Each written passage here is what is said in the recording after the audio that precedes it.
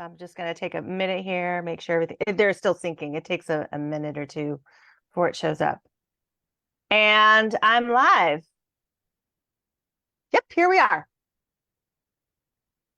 Morning, Jeannie. Morning. Okay, so what I'm going to do here is I'm going to get started. Hi, my name is Jeannie Doherty, and I am a money expert for those who want to make a career change. And I'm also a founder of a caregiver conference. It's a virtual one that's happening in November. And I am joined here today by my colleague and one of my presenters.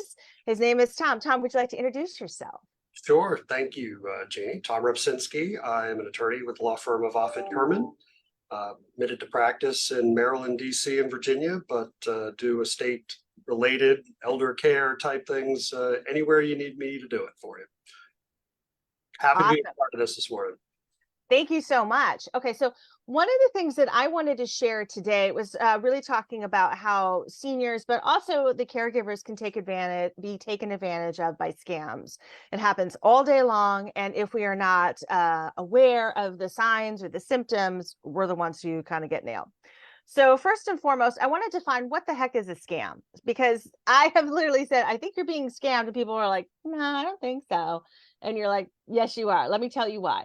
A scam is basically anything that can get you pulled away from your money, any type of asset you have. So car, tools, I could go on and on, your crypto, technically, anything like that. Any type of scam that's going to pull you away.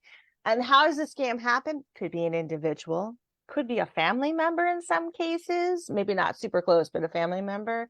It could also be a company. It could be an organization or like a government agency. So something like that. So there's many different ways that this can happen. Now, some of them seem really ridiculous, but I will tell you this, even very intelligent, bright people still get scammed. Yeah, it's true. It's true. So, Tom and I were just sharing before we hopped on this Facebook Live of a couple of things that happen in terms of like, oh yeah, I've got this client and this happened over here. But I want to tell you that there's an actual science to scamming people, believe it or not. And it's not just that the grifters or the con artists are the ones who know everything.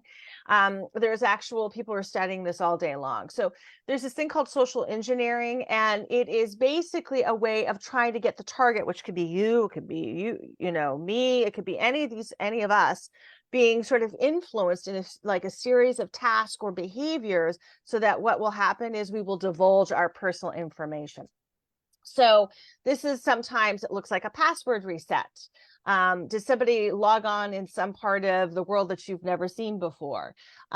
Is it somebody asking you, what is the question that you need in order to get on, this website, and then you give somebody else this password, safety sensitive information.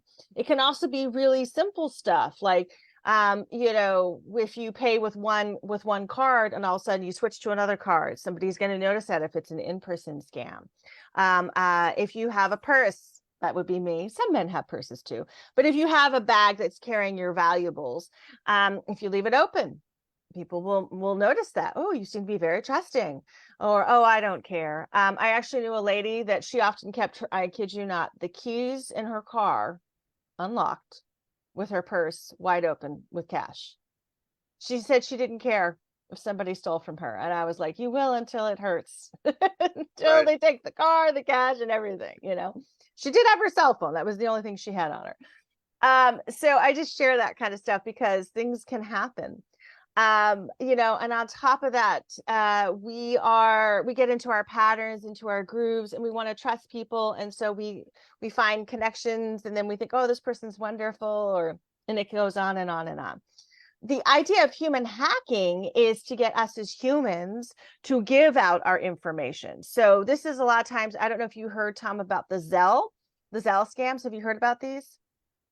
No. Let's go with Zelle. So there are many problems. This has actually gone into government here at the federal level. We'll see, what happens. But so Zelle allows you to transfer money between accounts or send money to another human being. None of this is illegal, right? But people will call acting as if they are Zelle, and they'll say, hey, we have a fraudulent transaction of $436. can you tell me who this is? Are you so and so? And if you say yes, they have recorded your name. They take that yes and they use that to Zelle and say, this person approved this transaction. And then $436 is taken out of your account. And Zelle goes, that's not our fault. Right. Mhm. I will say this, literally just yesterday, as if they knew I was going to be on this show. Wow. Someone reached out to my wife. They are known as phishing, phishing attempts, pretending to be USA Today or USAA, excuse me, Mhm. credit card, and saying, you've had a fraudulent transaction take place. It's something, we see it every single day. They don't always get blocked. Our numbers are easily just hit as one of a million. And my wife immediately contacted me and said, did you use the card at such and such a location? I was like, no. And but the right thing to do is not respond, not reply, not click on the link, because so much additional damage can be done merely by clicking on the link. I contacted USAA and confirmed that they had absolutely no record of a transaction, absolutely nothing going on. It was merely an attempt, phishing, to try and get someone on the hook to have anybody, give them the important information, just like you described. Yeah. That was Yep. all. Yep. Yep. And so there is this thing called our artificial intelligence, AI, that is currently, if you will, in its infancy. And so we're all still trying to figure out how to work with it. But somebody who's already familiar with social engineering and human hacking is like, oh, we're going to use this to our benefit to get this. So where AI can be a double-edged sword, it's good in some ways to protect you. Scammers can use it as well. So we're going to talk a little bit further about, when to be aware of perhaps an AI scam. So first of all, I just want to say that there are a total of 5. These are the big scams. Now, there's plenty of other scams out there, but I didn't want to spend all day talking about scams because, quite frankly, sometimes people just get sad hearing about them. So the first one is government impersonation. People are still getting scammed by the quote unquote IRS, your state and local tax places. That's like tax season is like scam season for some odd reason. That seems to be very synonymous. But it also could be, a government from another country that, could be represented in the sense that they're going to scam you. So if you are on your way to take a trip somewhere, there might be all of a sudden like all these emails and all these things, that you're like, oh, it's weird. I don't know anything about it. So that's like the top one. And it's still happening. People are still getting letters in the mail and phone calls. Look, I would start with the "we will never" list, right? If someone is contacting you from an organization, be it a government organization or anywhere else, take no action until you have gone out there and looked for the "we will never do this, we will never ask you for," right? And then presume that if it is an important personal information, that's already on the list. Yeah. They're never going to ask you over the phone to give out personal self-identifying information. Not going to happen. Yeah. So the next one, of course, is government and lotteries, or not government. It's sweepstakes and lottery scams. And so it's like, hey, guess what? You just won money. Hey, guess what? You just won money. And again, this is often letters. These are phone calls. These are social media messages, emails, which could be true, which could not be true. My experience, if somebody has an inheritance, they're often contacted not with the money, but to contact the person directly to say, I just need to verify some information, or I want to contact you about the following. That's usually what it is. But when it's a scam, it's like, you just won $1 million. Now, the interesting part here, right? It's part of what I do for a living. Okay. Is help people find their inheritances. Not that there are search firms that do that, but I'm involved in cases that involve that. And I was supposedly a Canadian company had written, they faxed it to our Pennsylvania office to tell me that they were looking for the only surviving heirs of someone with a whole lot of C's and Z's and other consonants in their last name. It kind of looked like mine. Mm-hmm. But if I only contacted here, I could collect my inheritance from my long lost relative, distant cousin in Poland. That's a typical way they'll do it, right? It's like, oh my gosh, the inheritance money, it's finally, my ship has finally come in. And my grandmother, God rest her soul, was also scammed by lottery clearinghouse related. You've won if you'll only fill this out and if you'll only send in 5 more things. And Right. unfortunately, right, the Publishers Clearinghouse, legit. Hmm. Any other knockoff, not legit. So how do you know? Right. Better to assume it's not legit. But Right. Right. Then there's robocalls and phone scams. That definitely happens around election season, I notice. I also notice, there's been like just a change, like there might be robocall changes, like if there's something big that's happening, say politically speaking. I hear people's reporting getting more robocalls, so it could be asking you about like Roe v. Wade or something like that too. I'm not kidding, to just other stuff that you're like, why am I getting a robocall on this? Is this politically motivated or is this a scam? And in some cases it's both, but but most of the time it's just a scam, I would because if say you say, if your phone tells you it's probably spam, yeah, don't it is. answer it because it's likely spam. Yeah, and that's the other thing on your smartphones or through your like your AT&T or your Verizon, your Sprint, you can actually go through your settings and any, phone number that is suspicious can be marked as spam and you won't get it. Or Right. if it does, it'll just say spam risk. So, now you know not to answer the phone. And I find that has been very helpful because it cuts down on a lot of the phone calls that you don't want.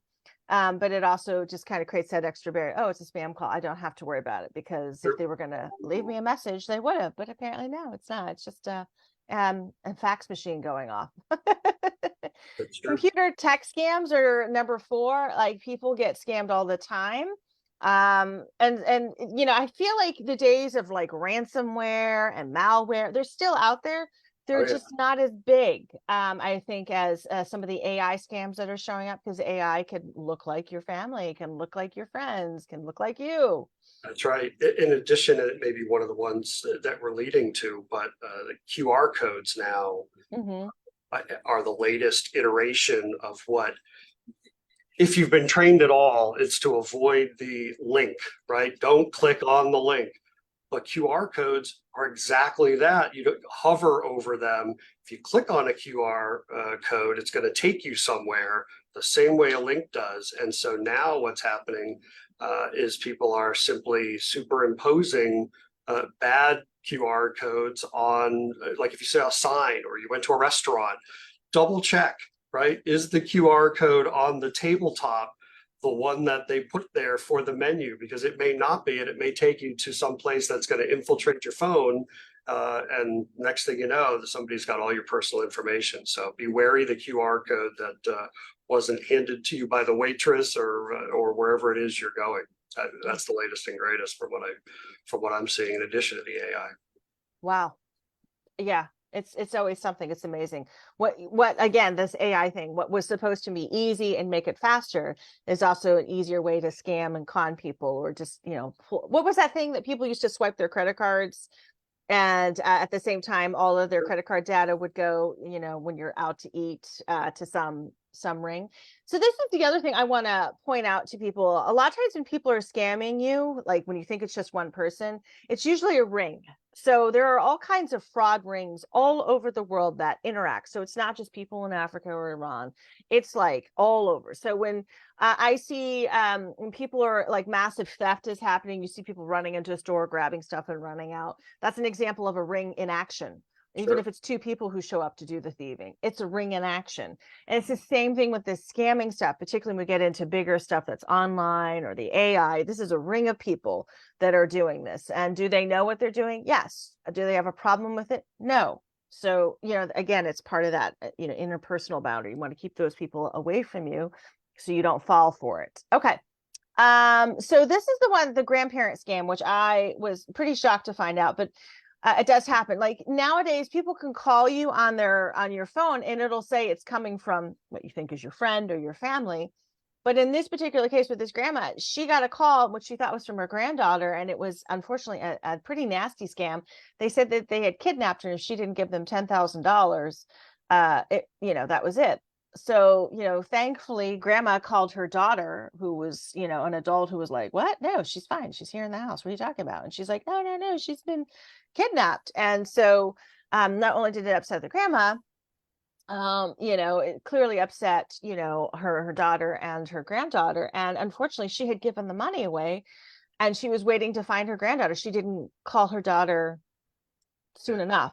So this is the important thing, that, it can happen that somebody can appear to be taken or appear to be in trouble or appear to need money for their car, their tires, et cetera, et cetera. And that's not it. They're fine. So we're going to talk about ways to kind of like, how do we get out of that mess? But ways to prevent these scams. So there are like identity companies, so like LifeLock, MyFICO.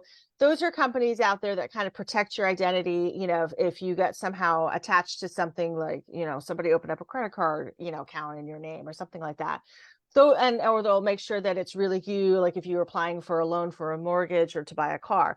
Those are good things. Those are good things. But there's other ways to prevent the scams that are happening out there. And like you gave a great example earlier, Tom, about like, well, as soon as you see the email and you realize, this isn't it, contact your USAA or contact the bank or something like that and find out for sure, did they send this to you, or you can send it to their fraud department before you have to, like, you can take a screenshot of it or something. And they'll usually say, no, if it's, we didn't do this, we don't send that kind of stuff. exactly. I mean, there's a lot of techniques that, at least for our audience today, just know that, right, what you see in front of you may have very obvious but hidden ways of discovering that it's a fake. Mhm. Just presume it's a fake. Don't, even if they give you a number, right? It's one thing to say, oh, well, I wasn't scammed. I didn't click on the link. I just called the number that they gave me. Well, of course, right? If it's part of a scam, you're not going to have a number that's going to take you to the USAA, to use my example, or wherever your credit card is. Look at the back of your own credit card. Call the number on the back of your own credit card. Do not take any of that information that they give you. Don't click on the links. Those are a couple of the easy ones, right? Use your spam filters, your blockers. What else do you have for us as the preventative sort of easy steps, Jeannie? You can Google. So this is what I do when I get a unusual or suspicious voicemail or something like that. I immediately put the number in to Google just to see, is it a real person? Is this a real company? And I can find out really quickly under Google in less than 30 seconds to find out, oh, this is a number that says it's attached to this person, but it's also attached to a business over here. Oh, and it's a business that I'm not interested in Chinese food in New Hampshire. There's nothing wrong with Chinese food in New Hampshire, but that's not, why would you be calling me? So then I know. If I get an email or a text message sent to me, I will literally copy and paste it into Google, and then it'll say, oh, here's a scam that was reported. I often check, so like if you use Square Up, Venmo, PayPal, those kinds of things, you can actually put the information, hey, I got an email and it says basically this, and they'll say, oh, we have 100 scams that look just like that one. And then you go, oh, that's how you know.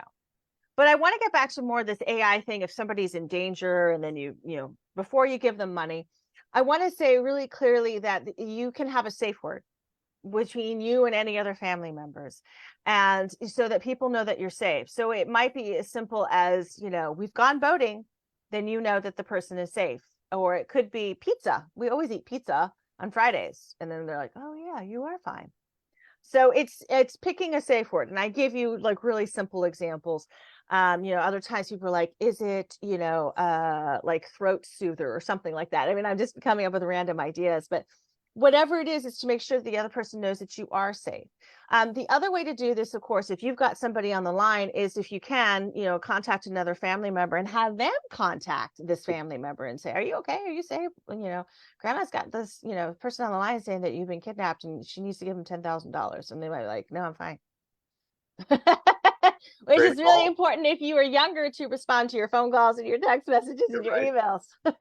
Like, don't ignore it, because you could have somebody on the line who's really worried or really scared, and the last thing you want to do is be like, oh, I had no idea that you were going to have $10,000 taken from you, because then you have to contact the police and then possibly somebody like Tom, and there's only so much we can all do. But that's the other thing.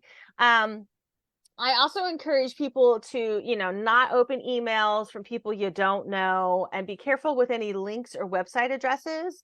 Again, Google is your friend, and also it's the spelling. So what happens a lot of times when people are doing the phishing thing, things are intentionally misspelled, but they're hopefully close enough so that you can get in and get the information that you need. So if you change out your password and you give the person a very similar email to yours, and then they get into your account and do all kinds of things, there's going to be a problem.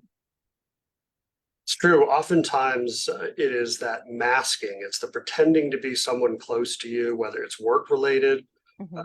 or personal related, that you find yourself, your guard is down, right? And unfortunately, when you're dealing with your emails, hundreds of emails, thousands of emails that we all get every day, your guard has to be up with every single one of them, right? Oh, here's a picture from our weekend, whatever. Hover over that link at the very least.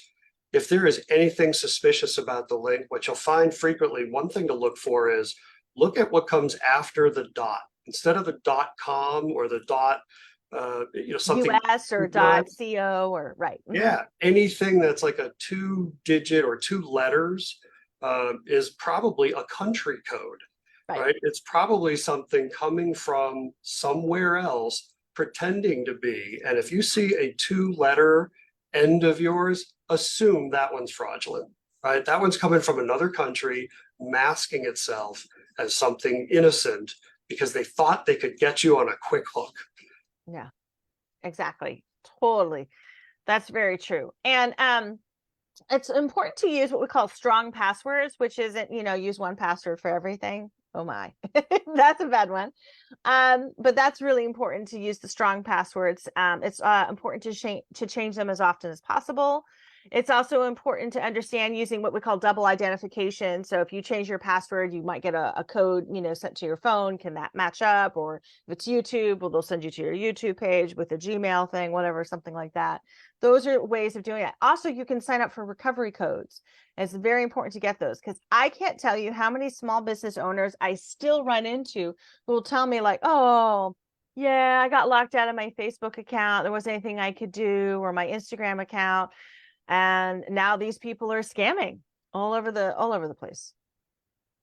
Yeah, regrettably, it's substantially harder to lock those down, to prevent them if you haven't already put something in place up front. So it's sad, but that's the society we live in nowadays. You have to presume worst case scenario. I've had people say, well, nobody cares about me, right? I'm just little old no one.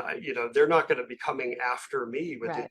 It's exactly because you're not, a star, that you're that much, you're easy fodder, easy Hmm. pickings. And I say me, Yeah. uh, on a daily basis, we're getting bombarded by multiple of these. Fortunately, we don't notice a lot of them because we have spam blockers, because we have these things that keep away, but it is getting easier and easier to mask, such that as long as we're dealing with the electronic age, they're going to find you. Right. Right. So, Tom, I was wondering if you could give a couple examples of the people that you've worked with that, had like a scamming situation, whether it's personal, agency, you name it, and how did you help them? Well, I've seen, a couple scenarios we haven't talked about where it's not just electronic hooks, right? But the grifters, the people who are working the long con. It's not just in the movies. Right. People nowadays look for someone, swipe right, swipe left. They look for someone who they can meet at a bar. They're depressed. They, show them love, show them affection. And I had a client who ultimately was convinced that after a while of being, really just someone paid her attention. And then it was, oh, I got this great business opportunity. I got this cash flow issue. I just need to float so many $1,000. And by the time this person was done, they had sent multiple wires, tens of thousands, and then the numbers got bigger. And they absolutely believe this person, right? Look, if it involves you having to help someone who you've known for less than a month or a couple months, assume it's a scam. It's sad, but you have to assume it's a scam. Some form of independent verification is what's necessary because while there are players in the mix, you said, how did I help this person? There was a bank involved. The bank was involved with the wiring. And there's been a couple cases in the news just recently. Navy Federal was picked out as someone who they shouldn't have allowed their client, their own member, to wire substantially more and more assets. And you know what? To their credit, they followed their rules. They tried everything they could to prevent the person from being caught up in this scam. And Wow. ultimately, when the family members who learned about it said, "Oh, well, you know, our beloved family member couldn't possibly have pulled this all off without the credit union's involvement." You know, the credit union defended themselves, and you know, I was very glad to see that they were upheld. They did everything right, right? So what you Yeah. have to do is you have to be involved with your family member, right? You have to know what's going on. You have to convince them if you're concerned about dementia, if you're concerned about where they're getting along, you have to convince them to be added to their bank account, to, you know, to learn about these things real time as they're happening, because you and your family members are really the best line of defense. You can't count on Right. the banks to be there to stop you from yourself. Right. There was a case in the news and I just was like, "Oh no." But basically an older gentleman had this massive retirement of about $500,000. He'd worked his whole life to save this. He was an immigrant here in the US and he was given a, if you will, an email in his native language. It was another country and they were like, "Hey, let's do crypto." And so he gave him all his money deposited all the way in this other country. It's gone. There's nothing. And the son was like, "Are you kidding me? All this money is gone." And he's like, "No, no, no. I have this form. It says I've made all this extra money in crypto." Gone. A complete and total scam. And that's why I remind people, it's, it is us who are intelligent. We don't always catch all the details, but then sometimes there are these emotional and mental aspects, like maybe we're lonely, maybe we're really tired, maybe we've just got other things going on, and this just seems like a relief. If this happens, it goes our way, then we can do what we want, and feeling rich is great, but getting your money taken is terrible. And I would say in the one or two examples like that, where you talked about you feeling lonely and somebody's paying you attention, the couple that I'm familiar with, the couple cases that I'm familiar with, would have been avoided had that individual simply reached out to a friend for Mhm. a double check, just sort of a, hey, does this sound right? Right? Because in both situations, that wouldn't have happened. They wouldn't have Right. sent the money, because it was very clear that as soon as the friend learned along the way, you did what? Right? Hmm. Like, no, and they got involved and they helped it because they knew their friend was in a bad mental place, right? They knew they were susceptible really to be taken advantage of. And it just, someone with a dispassionate outside third set of eyes, if you will, second set of eyes, looked at it and just said, nope, not right. You're being taken advantage of, and you have to be open to that. A lot of people Yes. aren't open to it. They're blinded by it, and they don't want to hear someone say they're being taken advantage of, but it's too easy to do. Yeah, definitely. So what I always recommend, if people have more questions, because a lot of times when we're talking about scams, particularly when it happens to seniors, because seniors are most likely to get scammed, although it can happen at any age, multiple times, multiple ways. You want to try to protect yourself. We gave all these preventative measures besides asking friends and things of that nature. But most importantly, like if you have more questions, I want you to reach out to Tom and to me. So I'm going to leave my some of my contact information here. This is my Facebook business page, as well as my LinkedIn and my Calendly. If you really just have some questions, that is fine by me. Where'd the chat go? Oh, there it is.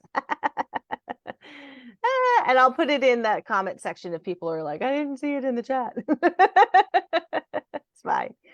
Tom, this is fantastic. Thank you so much for sharing your wisdom today, and it's so helpful. Is there anything else that you would like to say? Don't assume that your own family can always be trusted. I say your own family, regrettably, I see too many situations where large families, multiple siblings, half sisters, brothers, stepsisters, brothers, adults, where someone along the way, maybe it's because they had a substance abuse issue, Right. but there are times when you can be taken advantage of internally, and so don't assume, right?